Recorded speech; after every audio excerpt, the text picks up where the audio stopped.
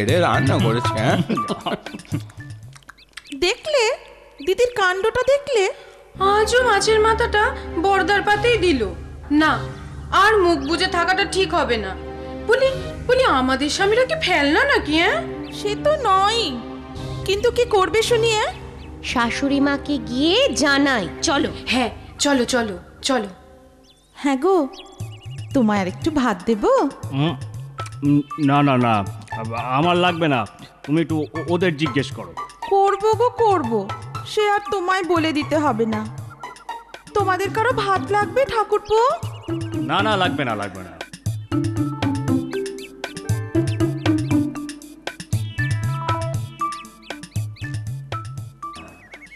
এসব কি হচ্ছে মা? কেন, কি হয়েছে? হবে আবার কি? আজও আপনার বড় বউ সেই একই কাণ্ড ঘটিয়েছে। কি করেছে সে?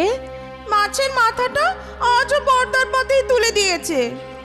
আর তাই তোমরা তিনজনে মিলে আমার মাথা খেতে এসেছো?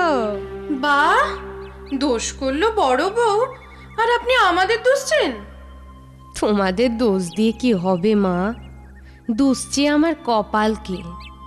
বড় সাত করে 4 ছেলের বিয়ে দিয়ে ঘরে বউ এনেছিলাম কি না? এটা কিন্তু কোনো বিচার হলো না মা। ছোট ঠিক কথাই বলেছে। হ্যাঁ, একটা মাছের যদি 4টে মাথা হতো তো ল্যাটা চুকে যেত, কিন্তু সে তো আর হবে না। তা বলি প্রতিবার বড় ছেলেই মাথাটা পাবে?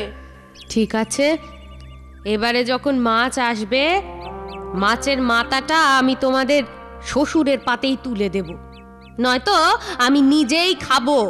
হয়েছে তো? এই তুমি বিচার করলে? হ্যাঁ, ছি ছি ছি ছি ছি ছি, বৌমারা কি ভাবলো বলো তো? ও, এখন সব দোষ হলো বুঝি আমার? না, তোমার নয়, আমার। তোমার দোষ হবে না তো কার হবে? এই আমায় একটু ভাবতে দাও তো দেখি, কোনো কোনো উপায় খুঁজে পাই কিনা দেখি।